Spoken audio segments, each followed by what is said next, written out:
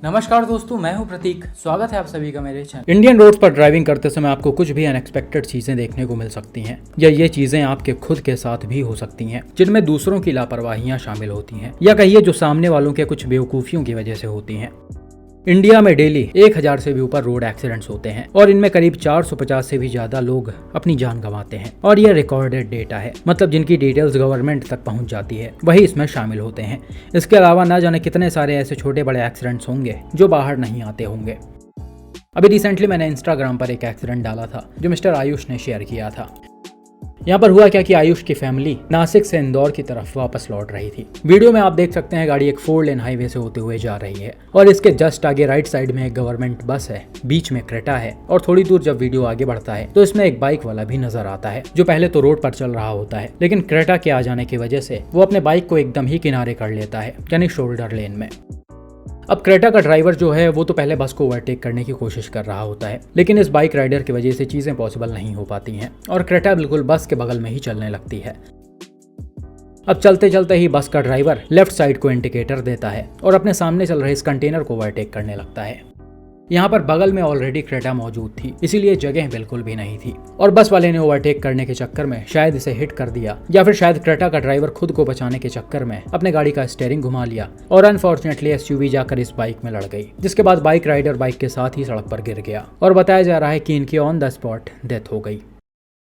अब बताइए भाई, एक छोटी सी लापरवाही जो इन दोनों ही गाड़ी वालों ने की है, उसका अंजाम इस बाइक वाले को भुगतना पड़ा बिना किसी गलती के। ये चुपचाप अपने साइड में और सही तरीके से चल रहा था, लेकिन यहाँ पर बस वाले ने बीच में अपनी गाड़ी घुसाकर ओवरटेक करने की कोशिश की है। वहीं अगर क्रेटा ड्राइवर की बात करें तो इनको भी चीजों का ध्यान रखना चाहिए और ऐसे सिचुएशन में अपने गाड़ी को ब्रेक लगाकर रोक देना चाहिए और जो ज्यादा जल्दबाजी में है उसको आगे निकलने देना चाहिए।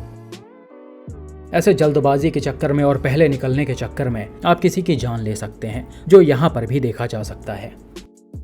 हालांकि यहाँ पर बाइक राइडर ने हेलमेट पहन रखा है, लेकिन फिर भी उनकी जान नहीं बची। अब ये कैसे हुआ वो तो एग्जैक्टली नहीं पता, लेकिन जिसने ये मुझे वीडियो भेजा है उन्होंने खुद बताया कि ये मेरे गाड़ी में ही रिकॉर्ड हुआ है और वो स्पॉट पर रुके भी थे, जबकि बस वाला सीधा निकल गया है, ये नहीं रुका था। और ऐसा बताया जा रहा है कि ये काफी पहले से रैश ड्राइविंग कर रहा था।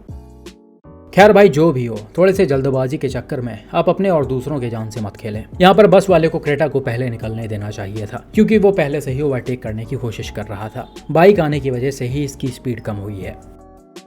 लेकिन जैसा कि आपको पता ही होगा, गवर्नमेंट बस वाले हमेशा अपनी मनमानी करते हैं और उनको शायद इन एक्सीडेंट से फर्क भी नहीं पड़ता है। इनके लिए ये सब छोटे मोटे एक्सीडेंट्स हैं जो आए दिन इनके साथ होते रहते हैं, ये ज्यादा इस पर ध्यान नहीं देते हैं। हालांकि जैसा कि मैंने बताया भाई कि क्रेटा ड्राइवर को अपनी चीजों पर कंट्रोल रखना चाहिए था। अगर आपको दिख रहा है कि बस वाला यहाँ पर गलत कर रहा है और वो जबरदस्ती बीच से घुस कर निकलने की कोशिश कर रहा है और अगल बगल बिल्कुल भी जगह नहीं बची है, तो आप अपने गाड़ी को स्लो डाउन करते, बस को निकलने देते, उसके बाद ओवरटेक करते।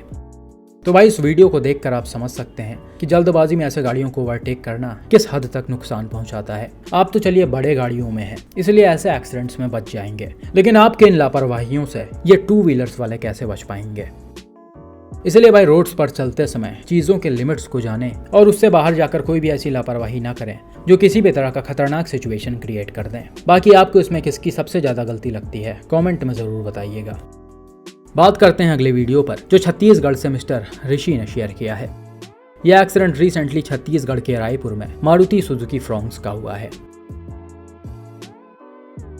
यहाँ पर आप देख सकते हैं डैश कैम वाली कार एक 4 लेन हाईवे पर ओवरटेकिंग वाले लेन में चल रही है और इसकी स्पीड बहुत ही नॉर्मल है। हालांकि इतने कम स्पीड में ये गाड़ी क्यों चल रही वो तो नहीं पता, शायद अभी अभी रुक कर ये निकली है, हो सकता है इसीलिए स्पीड कम हो। खैर, थोड़ी दूर आगे चलते ही पीछे से थोड़े तेज रफ्तार में एक मारुति सुजुकी फ्रॉन्क्स आती है और लेफ्ट साइड से ही डैश कैम वाले कार को हिट करते हुए सड़क पर पलट जाती है। वीडियो में साफ दिख रहा है गाड़ी लेफ्ट साइड के तरफ से, यानी को ड्राइवर वाले साइड से सड़क पर ही रगड़ते हुए आई है और कुछ दूर आगे जाकर एकदम सीधी होकर खड़ी हो गई है। अब आप सोच रहे होंगे अचानक से ऐसा सिचुएशन कैसे क्रिएट हो गया। अगर गाड़ी ओवरटेक कर रही थी तो ये आराम से सीधे निकल सकती थी, लेकिन इसने अनकंट्रोल होकर डैश कैम वाले कार को क्यों हिट किया। तो इसका रीजन ये है कि फ्रॉन्क्स ठीक ठाक रफ्तार में डैश कैम वाले कार को लेफ्ट साइड से ओवरटेक कर रही थी और जैसे ही ये गाड़ी के पास पहुंची, अचानक से इसके सामने एक कुत्ता आ गया और उसी को बचाने के चक्कर में फ्रॉन्क्स के ड्राइवर ने स्टीयरिंग को राइट घुमाया और एसयूवी डैश कैम वाले कार से लड़कर अनकंट्रोल होकर सड़क पर ही पलट गई। हालांकि भाई यहाँ पर एग्जैक्टली क्या सिचुएशन क्रिएट हुआ है वो तो नहीं दिख रहा, क्योंकि गाड़ी में बैक कैमरा नहीं था। अगर बैक कैमरा होता तो चीजें और भी क्लियर हो जाती, लेकिन फिलहाल जिस हिसाब से चीजें बताई जा रही हैं उस हिसाब से तो फ्रॉन्क्स ड्राइवर की ज्यादा गलती नहीं है, क्योंकि ये नॉर्मली गाड़ी को ओवरटेक कर रहे थे और जो भी हुआ है कुत्ते के अचानक से सामने आ जाने की वजह से हुआ है।